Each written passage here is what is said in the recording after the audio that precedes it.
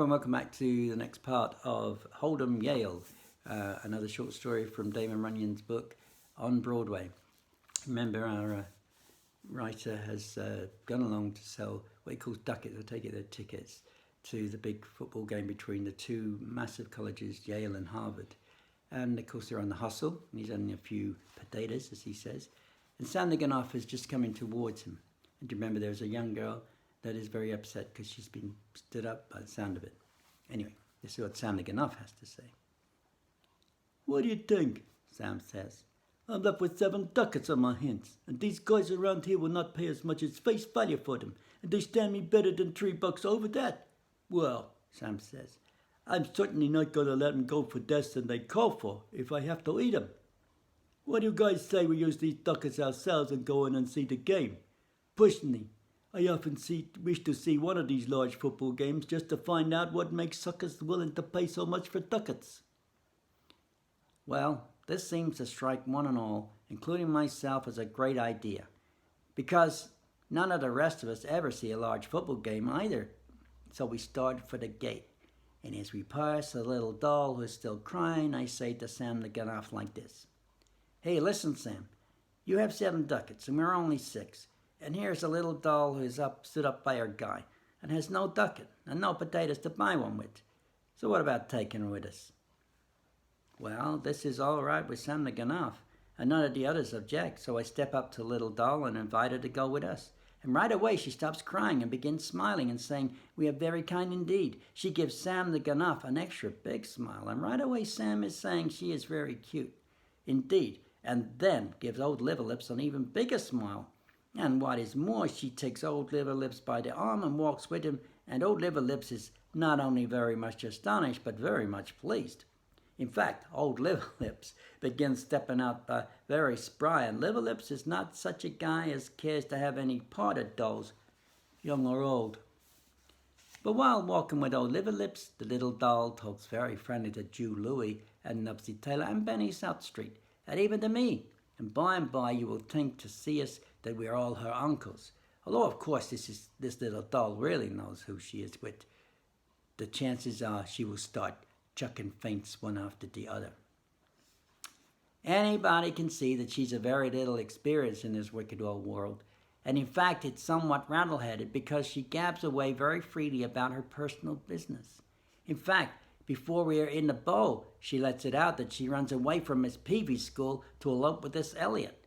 And she says the idea is they are to be married in Hartford after the game. In fact, she says Elliot wishes to go to Hartford and be married before the game. "But," she says, "my brother John is playing substitute with the Yales today, and I cannot think of getting married to anybody before I see him play, although I am much in love with Elliot. He is a wonderful dancer and very romantic. I met him in Atlantic City last summer. Now we are eloping," she says, "because my father does not care for Elliot whatever. In fact, my father hates Elliot, but he only sees him once, and it's because he hates Elliot that my father sends me to Miss Peavy's school in Worcester. She's an old pill. Do you think my father is unreasonable?" Well, of course, none of us have any ideas on such propositions as this, although old Liverlips tells the little doll he is with her right or wrong. And pretty soon we are inside the bowl and sitting in seats as good as any in the joint.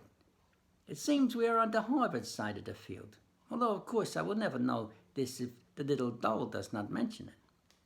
She seems to know everything about this football business, and as soon as we sit down, she tries to point out her brother playing substitute for the Yales, saying he's the 5th guy from the end among a bunch of guys sitting on a bench on the other side of the field all wrapped in blankets.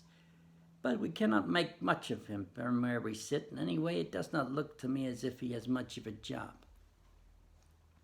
It seems that we are right in the middle of all the Harvards, and they are making an awful racket, what with yelling and singing and one thing and another, because it seems the game is going on when we get in, and that the Harvards are shoving the Yales around more than somewhat.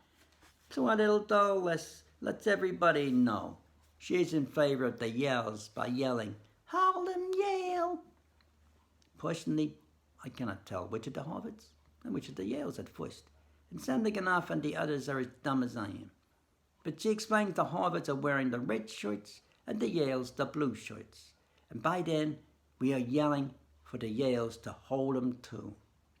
Although, of course, it is only on account of our little doll wishing the Yales to hold 'em, and not because of any else care which one way or the other. Well, it seemed the idea of a lot of guys and a little doll getting right among them and yelling for the Yales to hold 'em is very repulsive to the Harvards around us. Although any of them must admit it is a very good advice to the Yales at that. And some of them start making cracks of one kind and another, especially at our little doll. The chances are they are very jealous because she is out yelling them, because I will say one thing for our little doll, she can yell about as loud as anybody I ever hear, male or female. Now, a couple of Harvards sitting in the front of old Liver Lips are imitating our little doll's voice and making guys around them laugh very heartily. But all of a sudden, these parties leave their seats and go away in great haste, their faces very pale. Indeed, and I figure maybe they are both taken sick at the same moment, but afterwards I hear that Liver Lips takes a big shiv out of his pocket and opens it and tells them very confidently that he is going to carve their ears off. Naturally, I do not blame the Harvards for going away in great haste, for Liver Lips is such a looking guy, as you will figure to take great delight in carving off ears.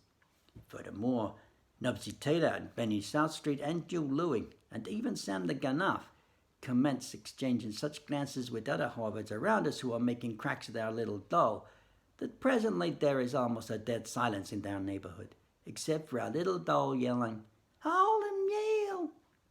You see, by this time, we're all very fond of our little doll because she is so cute and has so much sing in her, and we do not wish anybody making cracks at her or at us either, and especially at us. In fact, we are so fond of her that when she happens to mention that she's a little chilly, Joe Louis and Nubsy Taylor slip around among the Harvards and come back with 4 steamer rugs, 6 mufflers, 2 pairs of gloves, and a thermos bottle full of hot coffee for her. And Joe Louis says if she wishes a mink coat, to say just the word. But she already has a mink coat. Furthermore, Joe Louis brings her a big bunch of red flowers that he finds on a doll with one of the Harvards, and he is much disappointed when she says it's the wrong color for her.